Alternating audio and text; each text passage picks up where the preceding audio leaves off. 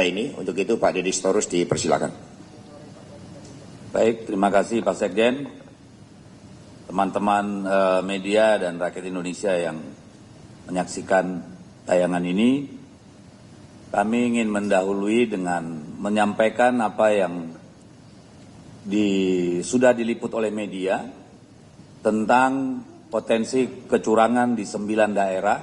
Ini salah seorang pakar hukum tata negara. Mereka menyampaikan ada 9 daerah yang rawan terhadap penyalahgunaan kekuasaan oleh para pejabat gubernur.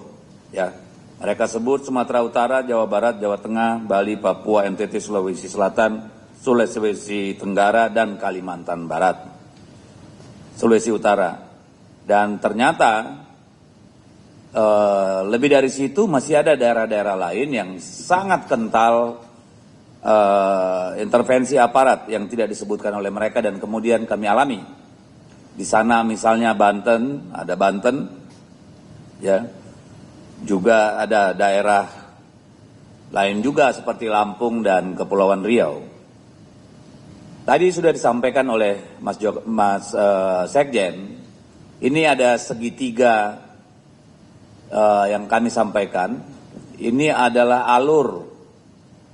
alur yang membuat pilkada kita tidak sekedar soal menang kalah, tapi ada vokabuleri baru dalam pilkada ini, dalam kontestasi ini, yaitu ada yang dimenangkan, ada yang dikalahkan, ya, dimenangkan dan dikalahkan. Jadi bukan menang kalah. Kenapa ada istilah dimenangkan dan dikalahkan? Karena ada pihak-pihak lain yang seharusnya tidak terlibat dalam kontestasi pilkada. Pihak-pihak yang seharusnya menjaga konstitusi, menjaga aturan hukum dan perundang-undangan, menjaga pemilu kita jujur, adil, bersih, demokratis. Ternyata mereka justru yang mengangkangi, meminggirkan, dan membuang semua itu ke tempat sampah. Sudah kita pahami pada pemilu pilpres yang lalu terjadi banyak anomali, banyak pelanggaran dalam pemilu bulan Februari. Dan itu dibuktikan dengan keputusan Mahkamah Konstitusi yang bersifat dissenting opinion, ya, terhadap penetapan presiden. Jadi secara moral dan secara substantif pemilu kita kemarin cacat karena berbagai tindakan pelanggaran yang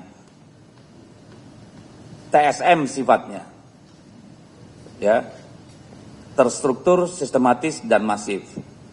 Budaya politik buruk ini kami namakan sebagai budaya Jokowisme, karena bermula pada saat seorang penguasa bernama Jokowi dengan segala cara, dengan segala kekuasaan yang dimilikinya, melakukan upaya-upaya untuk menghasilkan pemilu sesuai keinginannya.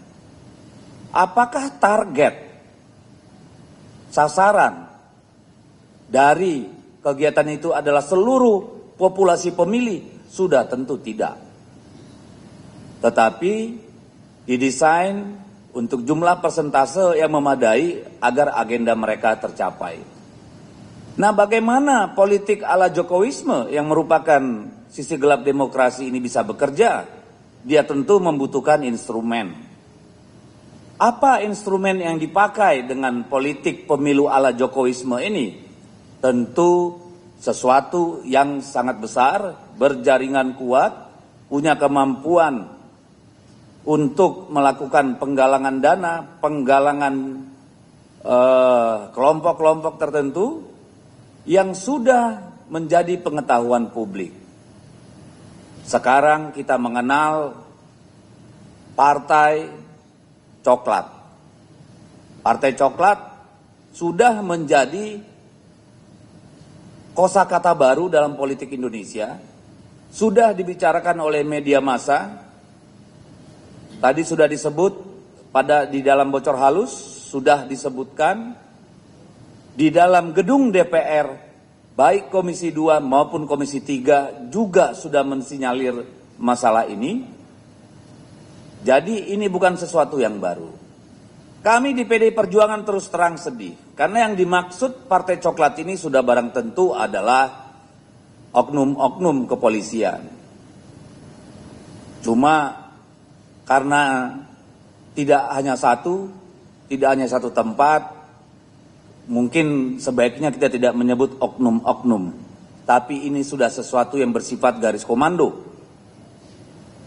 Dan saya kira pemegang kuncinya adalah Listio Sigit. Beliau bertanggung jawab terhadap institusi yang dia kendalikan, yang dia pimpin, yang ternyata merupakan bagian dari kerusakan demokrasi kita. Ini tanggung jawab yang saya kira harus dipikul sepanjang sejarah nanti.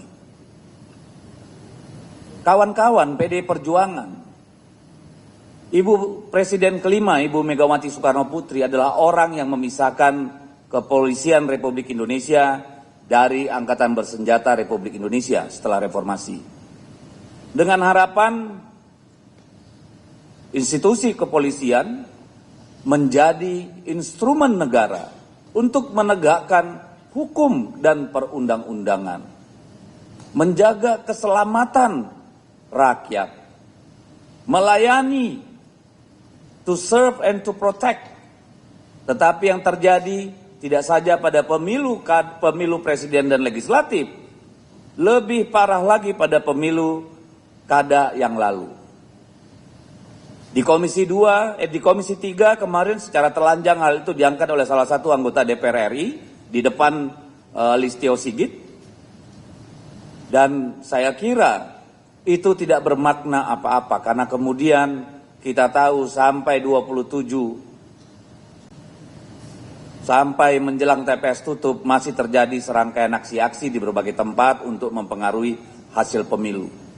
Dan ini membawa kami kepada pemikiran, meskipun tidak semua bayangkari negara yang ada di Kepolisian Negara Republik Indonesia setuju dengan tindakan Jenderal Listio, Bayangkara Negara.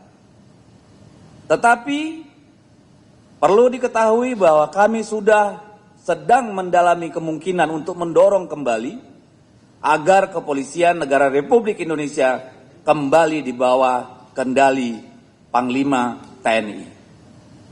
Atau agar Kepolisian Republik Indonesia dikembalikan ke bawah Kementerian Dalam Negeri.